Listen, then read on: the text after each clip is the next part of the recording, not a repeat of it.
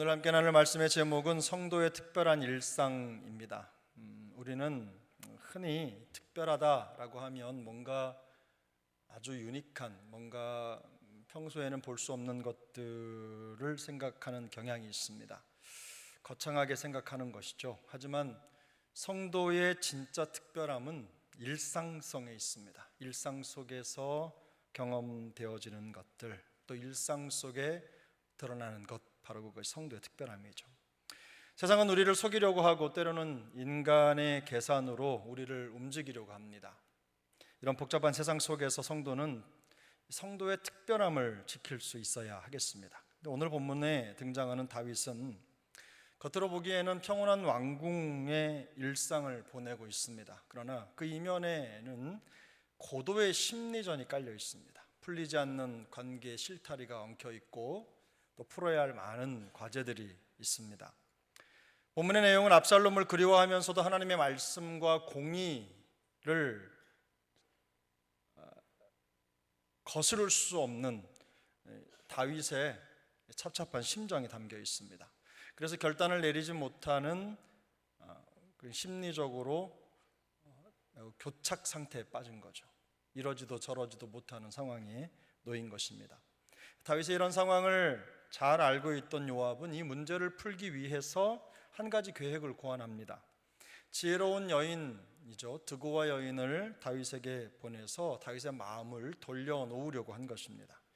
다윗은 여인이 지어낸 이야기를 가만히 듣다가 그 이야기 속에 담겨진 숨은 의도를 발견합니다.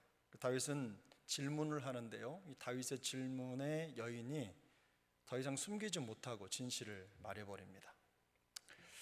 다윗의 지혜와 분별력이 빛나는 대목이죠. 그냥 속지 않고 진짜 의도가 무엇인지를 파악하고 있는 것이죠. 다윗은 요압의 의도를 알고 있었지만 그의 요청대로 그술 땅으로 가서 압살롬을 데려오라고 명합니다. 예루살렘으로 다시 데려오라는 것이죠. 그러나 문제는 압살롬을 데려오게 한 다윗의 마음에 여전히 풀리지 않는 앙금이 남아있다는 것입니다. 우리도 그렇잖아요.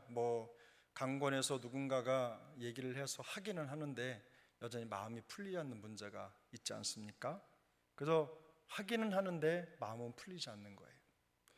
다윗은 압살롬이 예루살렘에 돌아온 지 2년이 되었는데도 그를 만나지 않습니다. 예루살렘은 서울처럼 큰 도시가 아닙니다. 그저 조그만한, 어떻게 보면 여수만큼 될까요? 그저 큰 높은 언덕의 성에서 내려다보면 주변이 다 둘러 보이는 그런 정도의 도시입니다. 성전을 중심으로 형성된 작은 성읍에 불과한 거죠. 얼굴을 보지 못하게 했다는 것은 그저 나오기만 하면 얼굴을 볼 수 있는 그런 상황인데도 불구하고 의도적으로 가린 겁니다. 만나지 않은 거죠. 거리를 두고 떨어져 있도록 한 것입니다.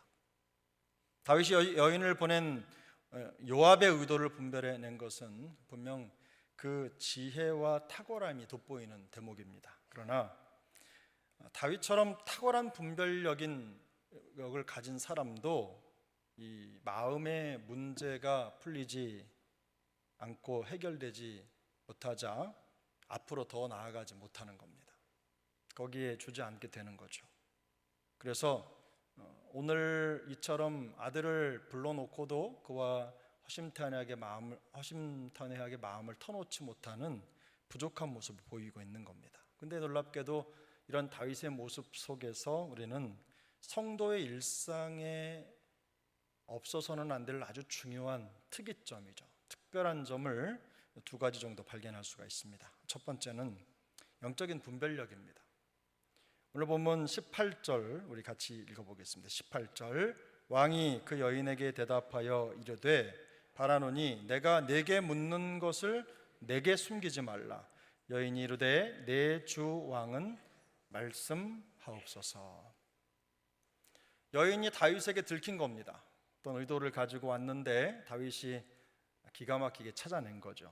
여인의 목소리 뒤에 숨겨진 의도를 파악한 겁니다.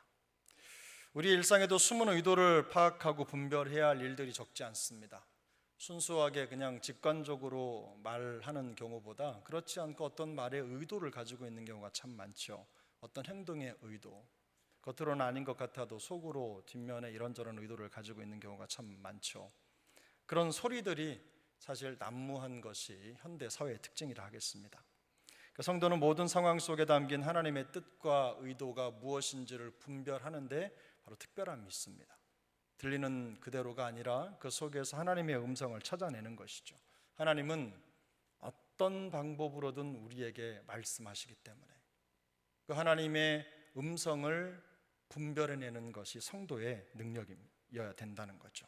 사람의 생각인지 하나님의 인도함인지 그것을 분별해내는데 바로 그 성도의 특별함이 있는 것입니다. 물론 다윗 같은 분별력이 하루아침에 생기는 것은 아닙니다만 위조지폐를 찾아내는 감별사들은 시중에 떠도는 수천 가지 종류의 정교한 위조지폐를 연구하지 않는다고 합니다. 대신 그들은 진짜 지폐의 감촉, 질감, 또 미세한 인쇄의 상태 이런 것들을 밤낮 보고 또 익숙해지도록 하면서 진짜가 어떤 것인지를 몸에 익힌다고 해요. 그래서 진짜에 완전히 익숙해지면 가짜가 손끝에 닿으면 바로 알게 되는 겁니다. 그렇게 진짜에 대한 감각을 키우는 것이 중요한 것이죠. 그래야 진짜와 다른 가짜를 찾아낼 수 있는 겁니다. 이처럼 성도의 분별력은 사단의 괴략을 연구하는 데 있는 것이 아닙니다. 제가 언젠가도 말씀드렸지만 제가 대학원 소논문을 쓸 때 통일교에 대한 논문을 썼는데 그 통일교에 대한 글을 읽다가 제가 정말로 내가 크리스천인지 아닌지 헷갈리는 단계까지 가더라고요. 그 책을 너무 많이 읽다 보니까 사람이 이상해지는 거예요. 그런데 그걸 연구해서 아는 것도 중요하지만 그런 일은 학자들에게 맡기십시오. 우리 성도들은 진짜에 익숙하시면 됩니다. 하나님의 말씀에 익숙하시면 되는 거예요. 하나님의 말씀에 깊이 젖어 있으면 말씀이 아닌 것은 분별되게 돼 있습니다. 은혜를 받으면 은혜롭지 않은 건 드러나게 돼 있는 거예요. 그게 바로 영적인 분별력을 결정하기 때문입니다.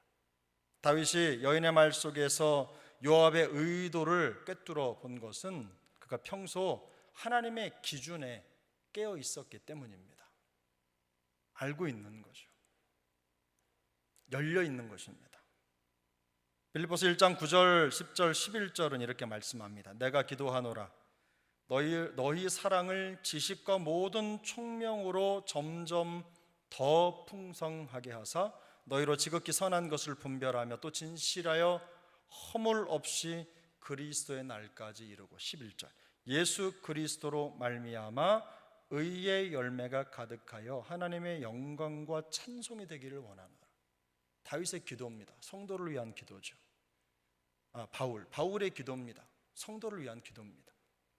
바울은 하나님의 말씀이 보여주는 진리와 가르침을 통해서 성도들이 더 총명해지기를 기도했습니다. 그리고 하나님의 선한 뜻을 분별할 수 있게 해달라고 기도하고 있는 거예요. 그리고 가면 갈수록 의의 열매가 가득하게 맺히는 삶을 살기를 기도하고 있습니다. 사랑하는 여러분, 성도는 항상 어떻게 하면 더 은혜로울까? 어떻게 하면 더 의의 열매를 맺을까? 이 고민을 하셔야 합니다. 하나님의 말씀에 푹 젖어서 하나님이 뭐라고 말씀하시는가? 여기에 민감해야 합니다. 그래야 가짜에게 속지 않습니다. 그래야 가짜의 유혹에 넘어가지 않는 거예요.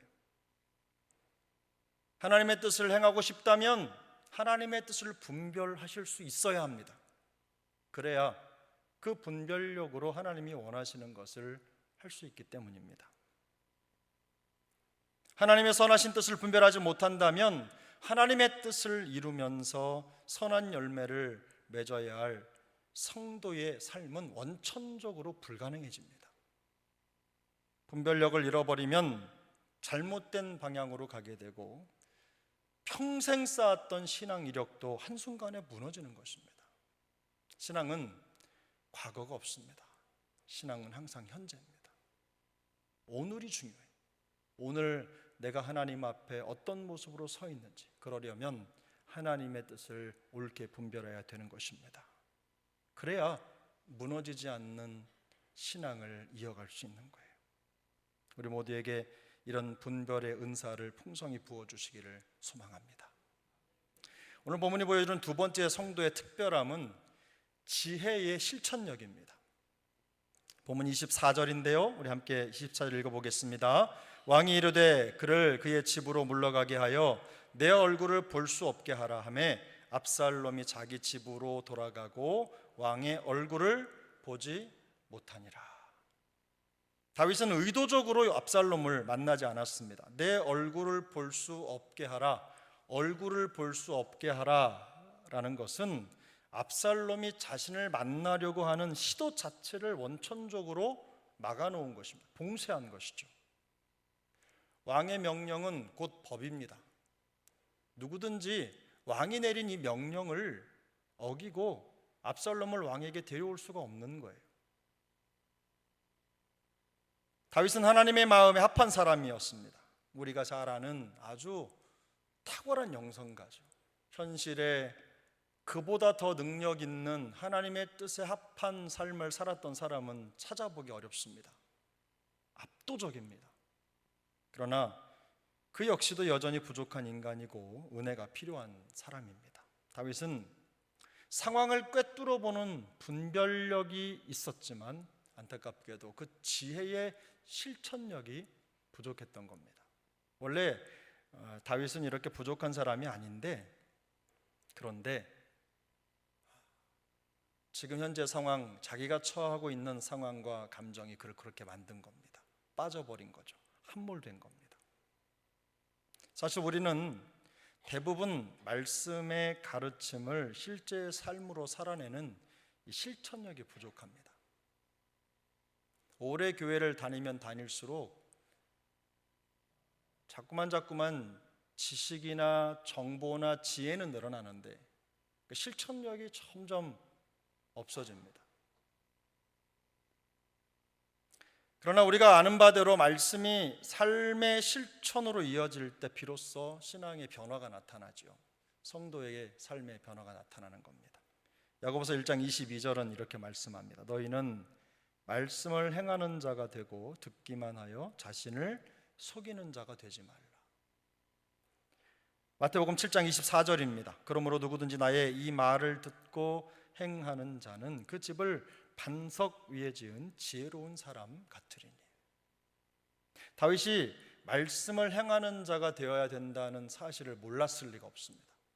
천하의 다윗이, 하나님의 말씀을 듣고 그 지혜를 가지고 있는 다윗이 이 말씀을 삶으로 살아내야 된다는 그 원리를, 성도의 원리를 몰랐을 리가 없어요. 그런데 그의 마음에서 풀리지 않는 상처와 앙금이 말씀 실천력을 저하시킨 겁니다. 떨어뜨린 거예요. 우리 역시도 말씀을 실천하는 그리스도인으로 살아야 한다는 것을 몰라서 못하는 것은 아닐 것입니다.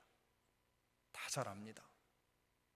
하지만 아무리 말씀의 은혜를 받았다고 해도 듣고 깨달은 말씀을 실천하지 않는다면 어떤 변화도 일어나지 않습니다. 우리는 변화나 회복이 더 나은 방법을 찾는 것이 아니라 이미 주어진 말씀에 그냥 순종하는 그 순간부터 시작된다는 것을 잊어서는 안 됩니다. 예전에 신대원에 다닐 때 그런 적도 있었습니다. 다른 사람 얘기를 하는 게 아니라 제 이야기를 하는 건데요. 신대원에 가면 CD를 팝니다. CD. 거기에는요 다 들어있어요. 무슨 책, 주석, 목사님들의 설교, 무슨 성경 자료, 무슨 어떤 교회 무슨 훈련 자료, 훈련 정보, 교재, 교환, 별의별 게 다 들어있는 만물 백과사. 이것만 하나만 있으면은 정말 세상도 다 뒤집어 놓을 수 있을 것 같은 그런 정보가 몇 기가, 몇십 기가 들어있는 CD를 팔아요. 단돈 몇천 원, 몇만 원에.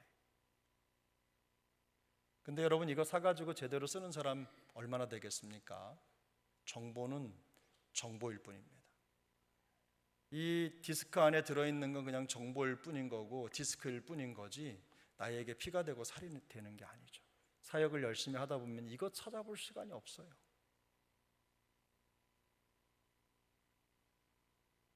또 싼 값에 얻은 것들 귀중하게 여길 리가 별로 없겠죠. 그렇게 하면서 흘러가는 거예요. 잘 되지 않습니다.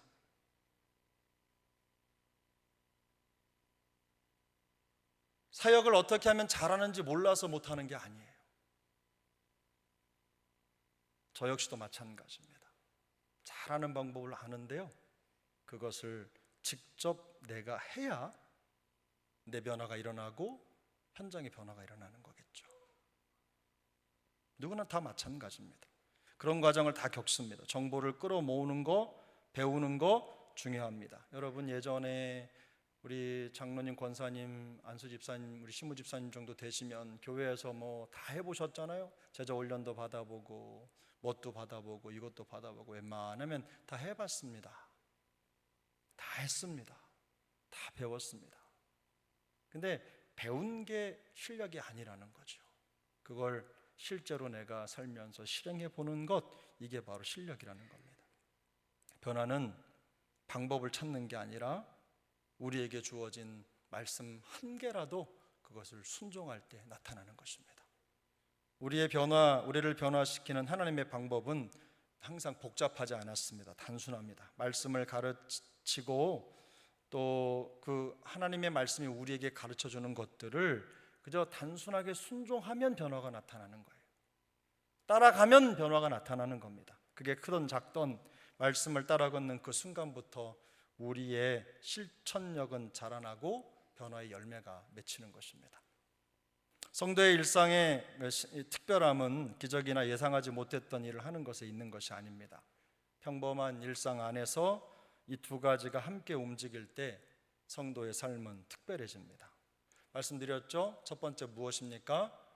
영적인 분별력입니다. 하나님은 우리의 앉고 일어섬을 다 아시죠. 우리의 생각을 다 아시는 분이세요. 그래서 날마다 하나님의 말씀과 동행하는 삶을 살아가는 것, 이런 분들은 세상이 보여주지 못하는 것들을 보는 분별력을 갖게 될 것입니다. 모든 상황 속에서 하나님의 뜻을 발견하는 영적인 능력을 갖추게 될 것입니다. 또 하나는 무엇입니까? 지혜의 실천력, 말씀의 실천력입니다. 요한복음 13장 17절은 우리에게 이렇게 말씀합니다. 너희가 이것을 알고 행하면 복이 있으리라. 이것을 알고 행하면 복이 있으리라. 우리의 변화는 말씀을 알 때가 아니라 들은 말씀을 행할 때 시작된다는 것을 기억하시기 바랍니다. 구약 성경에 보면 열왕기 상이죠, 5장에 아람 왕의 군대 장관 나만 이야기가 나옵니다. 나만 들어보셨죠? 몸에 문둥병이 들어서 걱정하고 있는 그가 고침받는 방법은 뭐였죠? 요단 강물에 들어가서 몸을 씻는 거였어요. 놀랍게도 나만의 회복은 요단 강물에 들어갈지 말지 고민할 때가 아니라, 더 좋은 방법을 찾을 때가 아니라 말씀에 순종해서 요단강에 몸을 던질 때, 그때부터 시작되었습니다. 단순한 순종이죠. 말씀에 순종하여 그 물에 몸을 담글 때 변화가 나타난 것입니다. 치유가 시작된 것입니다. 성도의 특별한 일상은 거창한 결심에서 시작되는 게 아니죠. 사람의 계략에 흔들리지 않는 말씀의 지혜, 그 말씀의 분별력, 그리고 말씀을 통해 얻은 작은 교훈들, 가르침들을, 깨달음들을 실천하는 한 걸음에서부터 시작되는 것입니다. 오늘 본문의 다윗에게 있어서 가장 중요한 말씀 실천은 아마 용서일 것입니다.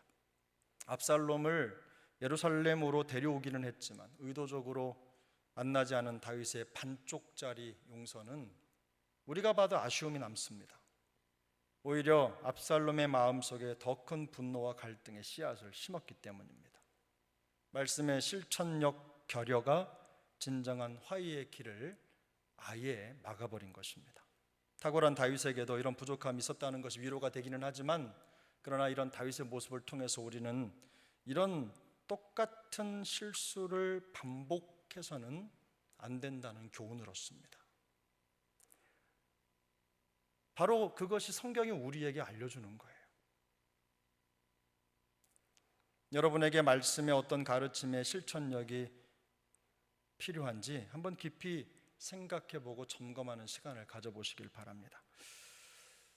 신앙생활을 하다 보면 너무 속도가 빨라서 자기 자신을 돌아볼 수 없는 때가 많습니다. 분주하고 바쁜 가운데 신앙생활의 경중, 내 신앙의 무게를 따져볼 시간이 없이 그냥 막 지나가는 거예요. 제가 여수에 이렇게 신방을 가면 대부분 많은 분들이 제가 여수에 왔는데 뭐 몇 년 안 된 걸로 생각하셔요. 그래서 제가 벌써 7년째입니다 그러면 깜짝 놀라셔요. 한 3년 된 것 같대요. 3년. 여러분도 그렇게 생각하십니까? 제가 이 말씀을 드리는 이유는 시간은 우리를 기다려주지 않습니다. 너무나 빠르게 흘러가고 또 한 번 지나간 시간은 되돌릴 수 없어요. 우리가 하나님의 뜻을 간과하고 지나 보낸 시간들은 다시 돌아오지 않습니다. 매일 매 순간 우리에게 주어진 삶의 자리에서 말씀의 작은 실천을 통해서 큰 회복을 경험하게 되기를 축복합니다. 우리에게 영적인 분별력을 주시고 또 말씀 실천의 능력을 주셔서 살아가는 어간 특별한 성도의 자리를 지키고 그를 통해 하나님의 나라의 영광을 드러낸 우리 모두가 될 수 있기를 예수님의 이름으로 축복합니다.